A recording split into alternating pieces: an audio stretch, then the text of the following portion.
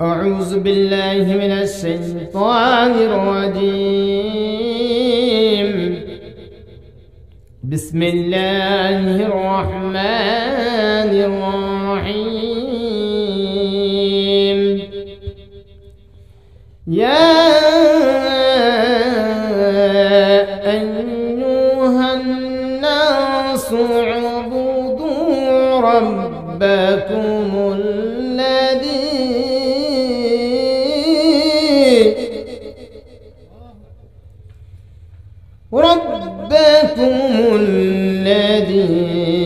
خلقكم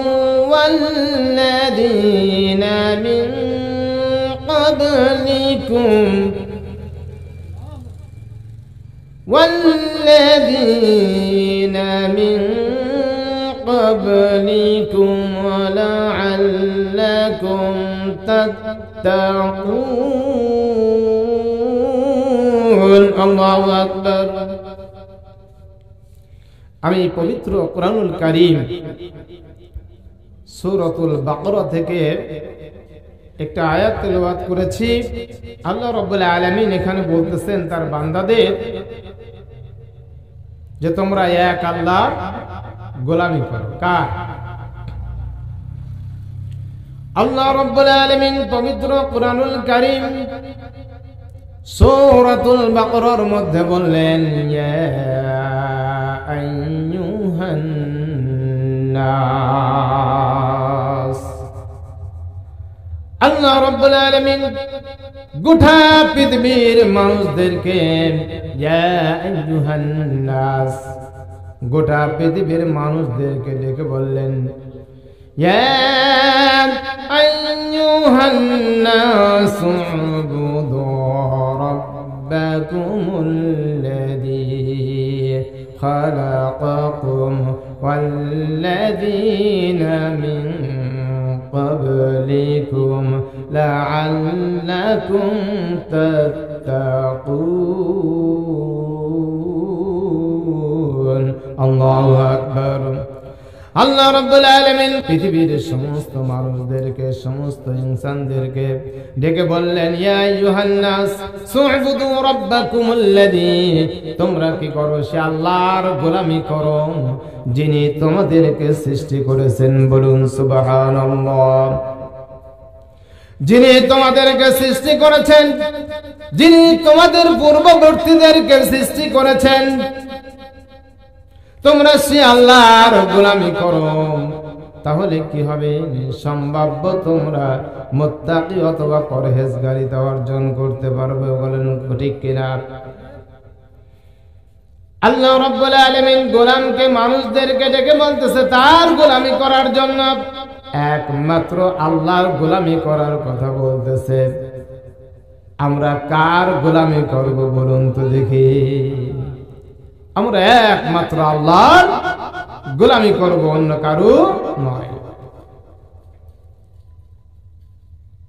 ইয়া আইয়ুহান নাস সুবুদু রাব্বাকুমুল্লাযী, আমরা কোন মানুষের গোলামি করব না, আমরা গোলামি করব একমাত্র আল্লাহর, যিনি আমাদেরকে সৃষ্টি করেছেন। বলুন সুবহানাল্লাহ। তাহলে আমরা গোলামি করব কার? আল্লাহ। যিনি আমাদেরকে খাওয়ান, যিনি আমাদের পরান, যিনি আমাদেরকে তার বিশাল আসমানের নিচে জমিনের উপরে থাকতে দিয়েছেন, আমরা গোলামি করব কার? সে মহান আল্লাহ। যদি কোনো ব্যক্তি একজন দিনমজুর নেয়, নেওয়ার পরে তার হাজিরা যদি হয় 700 টাকা, সে তাকে তার পাওনা বুঝে দিল। এবার এই মজুর কি করলো? সারাদিন কর্ম করলো, কাজ করলো, আর এই কাজের পারিশ্রমিকটা অন্যের হাতে উঠায় দিল। এটাকে কখনো আপনি মেনে নিবেন? আমরা কখনোই মেনে নিব না। কারণ হাজিরা দিয়েছে আমি, কাজ করবে কার? যে আল্লাহ আমাদেরকে খেতে দিল, যে আল্লাহ আমাদের সুন্দর থাকার ব্যবস্থা করে দিয়েছেন, যে আল্লাহ আমাদের সুন্দর একটি আকৃতি দিয়েছেন, যে মহান রব আমার একটু অবকাঠামো দিয়েছে, আমার সুন্দর চেহারা দিয়েছে। আল্লাহ রাব্বুল আলামিন পবিত্র কোরআনের মধ্যে বললেন, কাইফা তাকফুরুনা বিল্লাহি ওয়া কুনতুম আমওয়াতান ফাআহইয়াকুম সুম্মা ইউমীতুকুম সুম্মা ইউহয়ীকুম সুম্মা ইলাইহি তুরজাউন। আল্লাহ রাব্বুল আলামিন পবিত্র কোরআনুল কারীমের মধ্যে বললেন, কি করে তোমরা আমার সাথে, আমি আল্লাহর সাথে কুফরি করো, আমাকে অস্বীকার করো। তোমরা ছিলে প্রাণহীন, তোমাদের কোনো জীবন ছিল না, তোমাদের কোনো অস্তিত্ব ছিল না, তোমাদের কোনো আকৃতি ছিল না, চেহারা ছিল না। আমি আল্লাহ কি করেছি? তোমাদের চেহারা দিয়েছি, আমি তোমাদের আকৃতি দিয়েছি, আমি তোমাদের জীবন দিয়েছি। আবার আমি তোমাদেরকে জীবন হরণ করব, তোমাদেরকে মৃত্যু দিব, আর আমি আবার তোমাদের জীবিত করব, আর পরিশেষে আমার কাছে আসতে হবে। বলুন সুবহানাল্লাহ। হযরত হারিস আল-আশআরী রাদিয়াল্লাহু আনহু তারা থেকে বর্ণনা করা হয়েছে, হযরত জাকারিয়া ইবনে ইয়াহইয়া আলাইহিস সালাতু ওয়াস সালামকে আল্লাহ রাব্বুল আলামিন 5টি কাজের নির্দেশ দিলেন। কয়টি কাজ? একটু জোরে বলেন, কয়টি কাজ? 5টি কাজের নির্দেশ দিলেন। হযরত ইয়াহইয়া আলাইহিস সালাতু ওয়াস সালাম এই 5টি কাজ বাস্তবায়ন করতে একটু দেরি করতেছিলেন, বিলম্বিত করতেছিলেন। হযরত ঈসা আলাইহিস সালাতু ওয়াস সালাম বললেন, হে আমার ভাই আল্লাহর নবী, আপনাকে যে 5টি কাজ করার নির্দেশ দিয়েছেন, আপনাকে নিজে বাস্তবায়ন করতে বলেছেন, এবং বনী ইসরাঈলদেরকে এই 5টি কাজ করার জন্য নির্দেশ দিয়েছেন। আপনি এই 5টি কাজ করতে এত দেরি করতেছেন কেন? হযরত ইয়াহইয়া আলাইহিস সালাতু ওয়াস সালামকে 5টি কাজের নির্দেশ দিলেন। কয়টি কাজ? 5টি কাজ। তিনি একটু করতে দেরি করতেছিলেন, যে তুমি নিজে করো। এবং বনী ইসরাঈলদের নবী কে ছিলেন? হযরত ইয়াহইয়া আলাইহিস সালাতু ওয়াস সালাম আর ঈসা আলাইহিস সালাতু ওয়াস সালাম। তুমি এই 5টি কাজ করতে বিলম্ব করতেছিলেন। ঈসা আলাইহিস সালাতু ওয়াস সালাম বললেন, হে আল্লাহর নবী আমার ভাই, আপনি 5টি কাজ বাস্তবায়ন করতে দেরি করতেছেন কেন? আপনি যদি দেরি করেন তাহলে এই কাজটি আমি করব। হযরত ইয়াহইয়া আলাইহিস সালাতু ওয়াস সালাম বলেন, হে আমার ভাই আল্লাহর নবী ঈসা, আমি সে আল্লাহর কসম খেয়ে বলতেছি, আপনি যদি আমার আগে এই 5টি কাজ বাস্তবায়ন করেন, তাহলে আমি আশঙ্কা করছি আল্লাহর কাঠগড়ায় দাঁড়িয়ে আমাকে হিসাব দিতে হবে, এমনকি আমার পায়ের তলার মাটিগুলো ধসে যাবে। এই কাজ যদি আপনি আমার আগে বাস্তবায়ন করেন তাহলে কি হবে? তাহলে আল্লাহর কাঠগড়ায় আমাকে দাঁড়াতে হবে, হিসাব দিতে হবে। আর এমনটি আশা করছি, এমনটি আকাঙ্ক্ষা করছি, চিন্তা করছি, যেরকম কিছু ঘটতে পারে যে আমার পায়ের তলার মাটি ধসে যাবে। এবার হযরত ইয়াহইয়া আলাইহিস সালাতু ওয়াস সালাম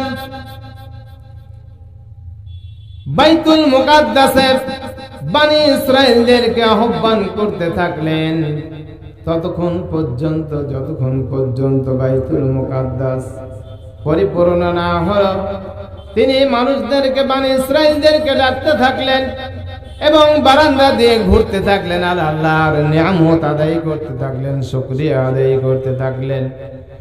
যখন বনী ইসরাঈল বাইতুল মুকাদ্দাসে পরিপূর্ণ হয়ে গেল, তখন তিনি বনী ইসরাঈলদের উদ্দেশ্য করে বললেন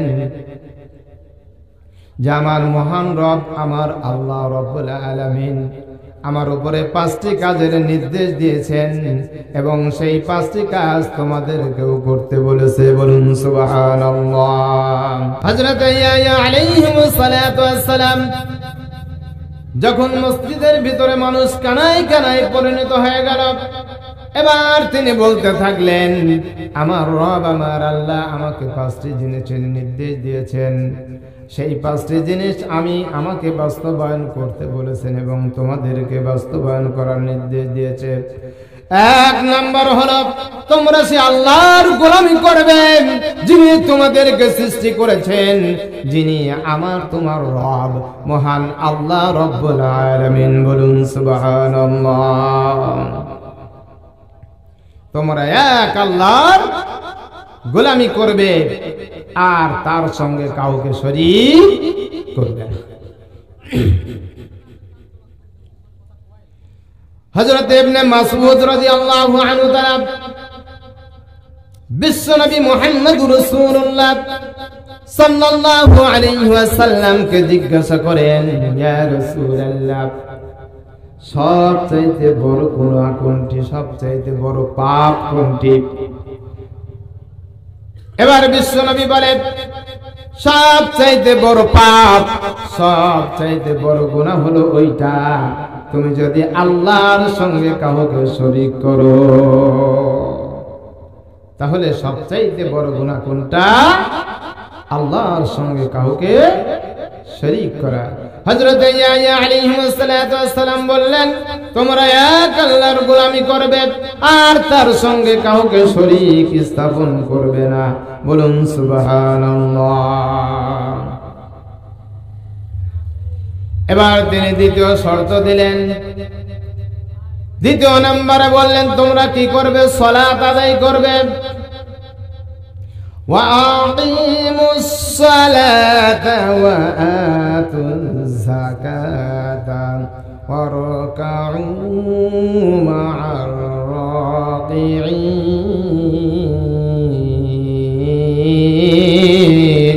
আল্লাহু আকবার। ওয়াকিমুস সালাতা, তোমরা কি করবে? সালাত প্রতিষ্ঠা করবে। ওয়াতুজ যাকাতা, তোমরা যাকাত প্রদান করবে। আর ওয়ারকাউ মা'আর রাকিঈন, তোমরা কি করবে? রুকুকারীদের সঙ্গে রুকু করবে। বলুন সুবহানাল্লাহ। আল্লাহু আকবার। তাহলে যখন মুয়াজ্জিন আযান দেয়, আমাদের জন্য 2 রাকাত ফরজ নামাজ, ফজরের ফরজ নামাজ আমাদের জন্য ফরজ হয়ে যায়। কথা ঠিক কিনা বলুন? কিন্তু আমরা মসজিদে না গিয়ে বাড়িতে ঘুমাইতে থাকি। কথা ঠিক কিনা বলুন? তাহলে আমি যখন আল্লাহর হুকুম মানলাম না, আল্লাহর সঙ্গে যখন কুফরি আচরণ করলাম, অস্বীকার করলাম, তখন আমি কি হয়ে গেলাম? এমনি এমনি মুসলমান থেকে খারিজ হয়ে গেলাম। আমরা জালেমদের অন্তর্ভুক্ত হয়ে গেলাম, মুশরিকদের অন্তর্ভুক্ত যতক্ষণ না পর্যন্ত আবার তওবা করে ফিরে না আসে। হযরত ইয়াহইয়া আলাইহিস সালাতু ওয়াস সালাম বললেন, তোমরা নামাজ কায়েম করবে, নামাজ প্রতিষ্ঠা করবে। কারণ যখন তোমরা নামাজে দাঁড়াও, বিশ্বনবী মুহাম্মদুর রাসূলুল্লাহ সাল্লাল্লাহু আলাইহি ওয়াসাল্লাম বললেন, যখন কোন বান্দা নামাজে দাঁড়িয়ে যায়, যতক্ষণ পর্যন্ত আল্লাহ রাব্বুল আলামিনকে সিজদা করার জন্য বসে থাকে, দাঁড়িয়ে থাকে, তখন আল্লাহ রাব্বুল আলামিন ওই বান্দার মুখমণ্ডলের দিকে তাকিয়ে থাকে। বলুন সুবহানাল্লাহ। এজন্য বলা হয়েছে, তোমরা যখন নামাজে দাঁড়িয়ে যাবে, তখন তোমরা চিন্তা করবে যে আল্লাহ রাব্বুল আলামিন আমার সম্মুখে রয়েছে, আমি যেন আল্লাহকে দেখতে পাচ্ছি। আর এটা যদি কখনো সম্ভব না হয়, তাহলে তুমি চিন্তা করবে যে আমার আল্লাহ রাব্বুল আলামিন আমাকে দেখতে পাচ্ছে। বলুন সুবহানাল্লাহ।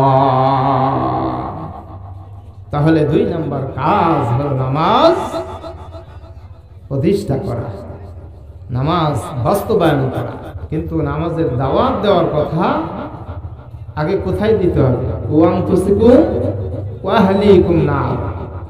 আগে আমার নিজস্ব, আমার ফ্যামিলি, আমার পরিবার যারা রয়েছে, আমরা তাদেরকে নামাজের দাওয়াত দেব। কথা ঠিক কিনা বলেন? আল্লাহ রাব্বুল আলামিন পবিত্র কুরআনুল কারীমের মধ্যে বললেন, ইয়া আইয়ুহাল্লাযীনা আমানু লা তুলহিকুম আমওয়ালুকুম ওয়ালা আওলাদুকুম আন যিকরিল্লাহ। আল্লাহু আকবার।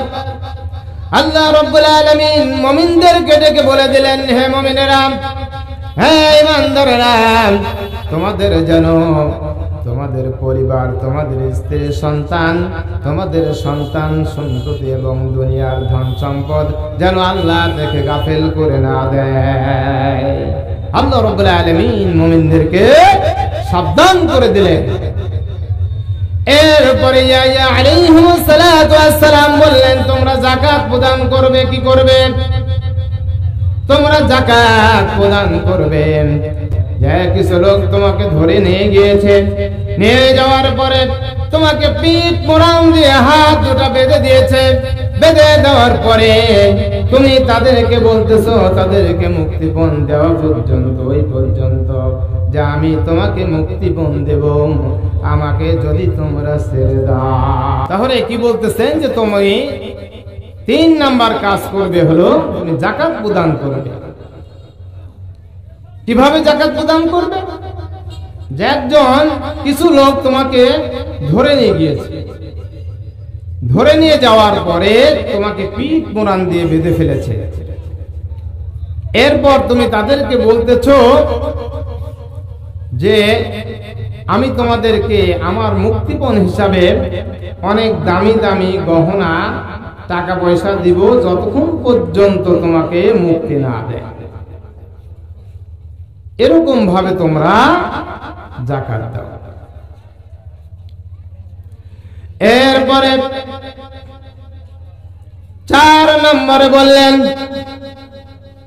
তোমরা কি করবে? তোমরা সদা সর্বদা আল্লাহ রাব্বুল আলামিনকে স্মরণ করবে। বলুন সুবহানাল্লাহ। যেহেতু আয়াতে কারিমার শেষে কি বলা হয়েছে? যে তোমরা যদি এক আল্লাহর গোলামি করো তাহলে সম্ভাব্য মুত্তাকি হতে পারবে, খোদা বিরত অর্জন করতে পারবে। আমরা যদি মুত্তাকি, আল্লাহ ভীতি যদি আমাদের মধ্যে না থাকে, আমাদের কোনো ইবাদত কাজে আসবে না। কথা ঠিক কিনা বলেন? এজন্য ইবাদতের মূল শর্ত আগে ঈমান আনতে হবে। কথা ঠিক কিনা? আগে কি করতে হবে? আগে ঈমান আনতে হবে। ঈমান এবং তাকওয়ার ভিত্তিতে আপনি যে কাজটাই করেন না কেন, সে কাজটা হবে অনেক সুন্দর। কথা ঠিক কিনা বলেন? এজন্য আমাদের ঈমান এবং তাকওয়ার ভিত্তিতে সমস্ত ফয়সালা করতে হবে। কথা ঠিক কিনা বলেন? যদি আমাকে সমাজের প্রধান বানানো হয়, আমার সমাজ পরিচালনা করতে হবে ঈমান এবং তাকওয়ার ভিত্তিতে। যদি আমাকে এলাকার মেম্বার বানানো হয়, আমার ওই গ্রাম পরিচালনা করতে হবে তাকওয়ার ভিত্তিতে। যদি আমাকে ইউনিয়ন পরিষদের চেয়ারম্যান বানানো হয়, ওই ইউনিয়ন পরিষদ পরিচালনা করতে হবে কোরআনের ভিত্তিতে। যদি আমাকে উপজেলা চেয়ারম্যান বানানো হয়, আমাকে সেখানে ওই উপজেলা পরিষদ পরিচালনা করতে হবে তাকওয়া দিয়ে, ঈমান এবং তাকওয়া দিয়ে। যদি আমাকে বাংলাদেশের সর্বোচ্চ জায়গা, যদি আমার ওই পার্লামেন্ট সদস্য করে যদি ওইখানে আমাকে পাঠিয়ে দেওয়া হয়, তবে ওইখানে বসে বসেও দেশ পরিচালনা করতে হবে কোরআন দিয়ে। বলুন সুবহানাল্লাহ। আল্লাহ রাব্বুল আলামিন বললেন, যদি কোন দেশের জনগণ যদি ঈমান এবং তাকওয়ার ভিত্তিতে যদি কোরআন দিয়ে দেশ পরিচালনা করে, যদি সমাজ পরিচালনা করে, তাহলে আমি আল্লাহ কি করব?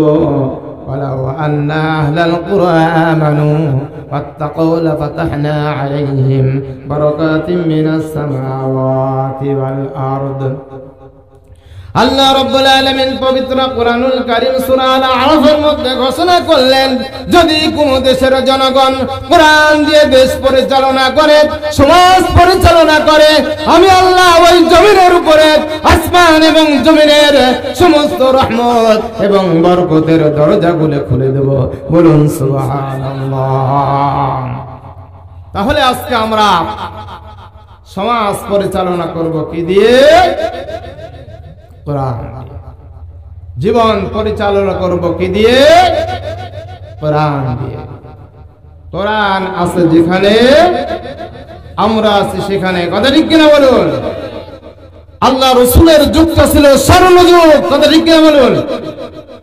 বিশ্ব নবী মুহাম্মদ রাসূলুল্লাহ সাল্লাল্লাহু আলাইহি ওয়াসাল্লাম যখন এসেছিলেন, ওই জাহিলিয়াতের যুগে সমস্ত অপকর্ম, সমস্ত বাতিল, সমস্ত অপশক্তিকে দূরীভূত করে দিয়ে, হটিয়ে দিয়ে সেখানে আল্লাহর নবী বিশ্ব নবী সাল্লাল্লাহু আলাইহি ওয়াসাল্লাম কোরআন দিয়ে সত্য প্রতিষ্ঠা করে সমস্ত অন্যায়, জুলুম, নির্যাতনকে একদম দূরীভূত করে দিয়ে সেখানে আল্লাহর কোরআনের রাজত্ব কায়েম করেছিলেন। বলুন সুবহানাল্লাহ। এই জন্য ওই যুগটাকে বলা হয়েছে স্বর্ণ যুগ, আল্লাহর রাসূলের যুগ, আল্লাহর রাসূলের সাহাবাদের যুগ, খলিফাদের যুগ, স্বর্ণ যুগ বলা হয়েছে।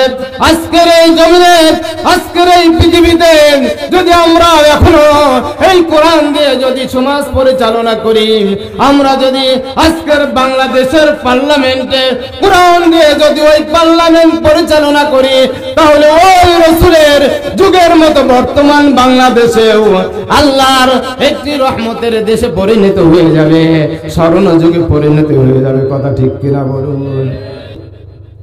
আল্লাহ মুমিনদের কাছ থেকে দুইটা জিনিস চেয়েছে। কয়টা? কথা বলেন, কয়টা?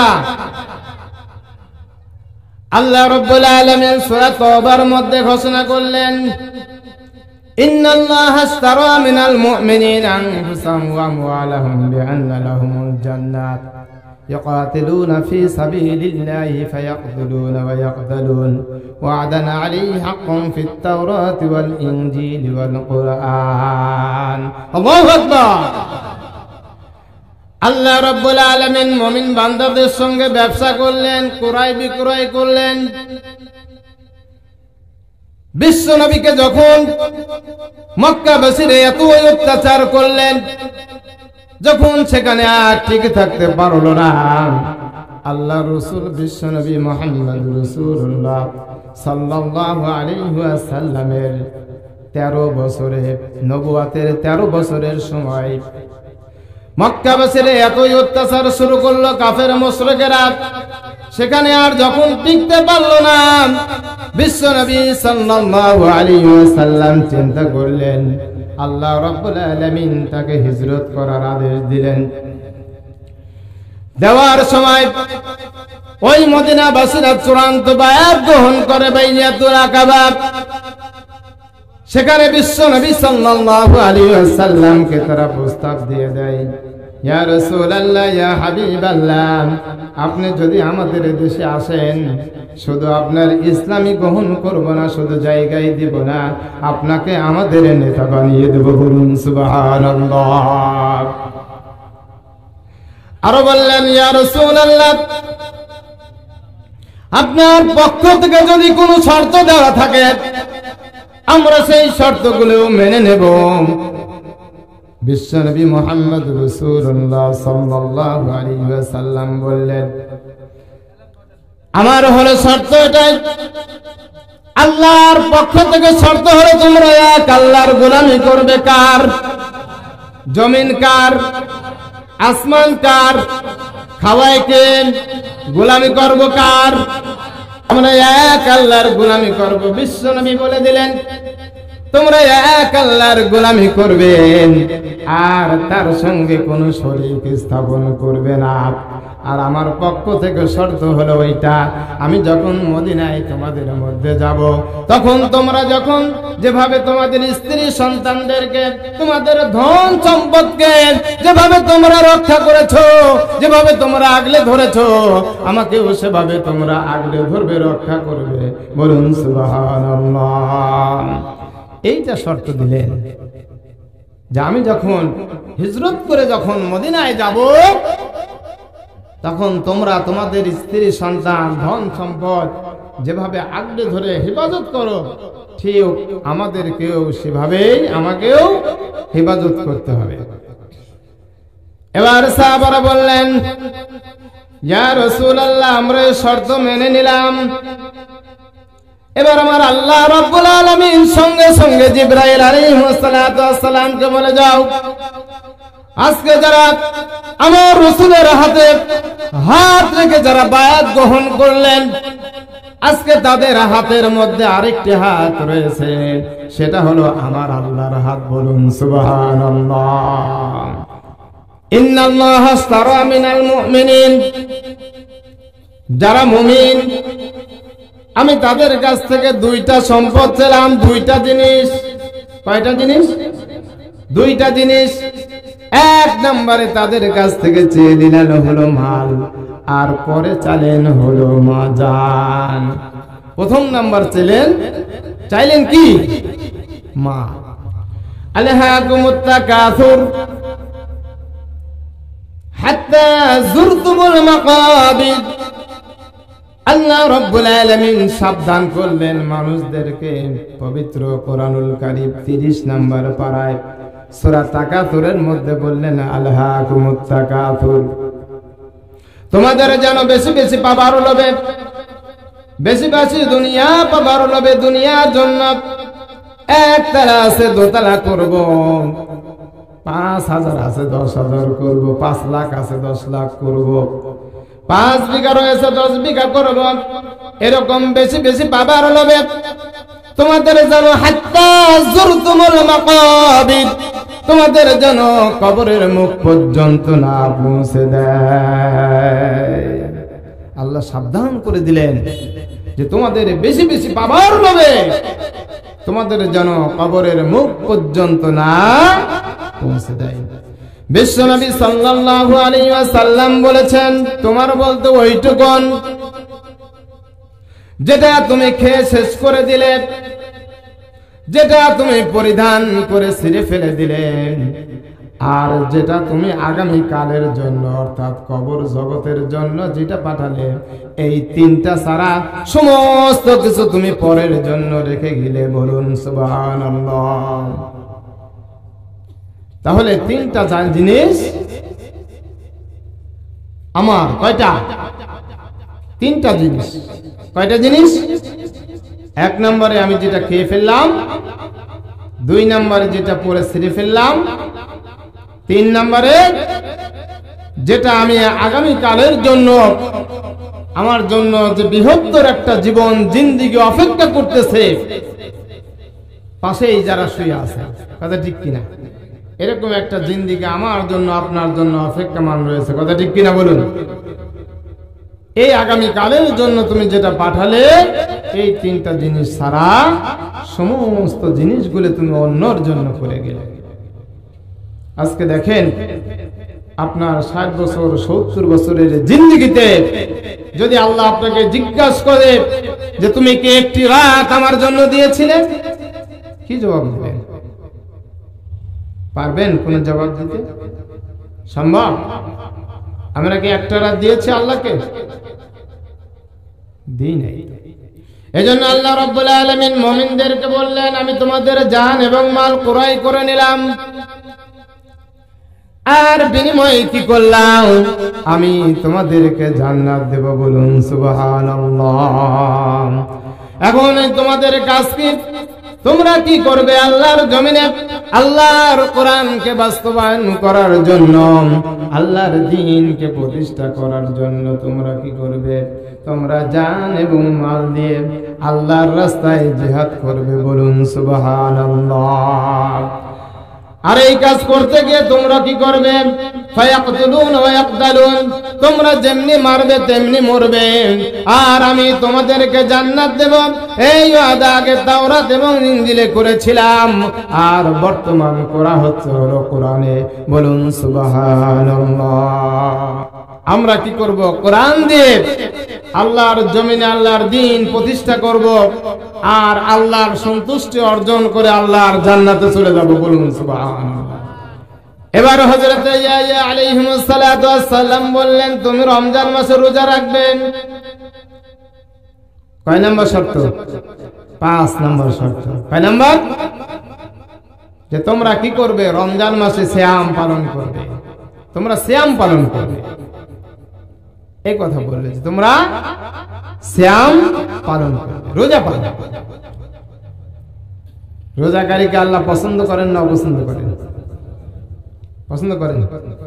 আল্লাহ রাব্বুল আলামিন বলেছেন, রমজান মাসে যারা রোজা রাখেন তাদের এই মুখের গন্ধটা ওই মুখ নবীর চাইতেও, মেশকে আম্বারের চাইতেও আমি আল্লাহর কাছে পছন্দ। বলুন সুবহানাল্লাহ। এবারে হযরত হারিসুল আশারী রাদিয়াল্লাহু আনহু তাআলা আবার বর্ণনা করতেছেন যে বিশ্ব নবী মুহাম্মদুর রাসূলুল্লাহ সাল্লাল্লাহু আলাইহি ওয়াসাল্লাম বললেন, আমাকে আল্লাহ রাব্বুল আলামিন 5টি কাজের নির্দেশ দিয়েছে, আমিও সেই 5টি কাজের নির্দেশ তোমাদেরকে দিচ্ছি। বলুন সুবহানাল্লাহ।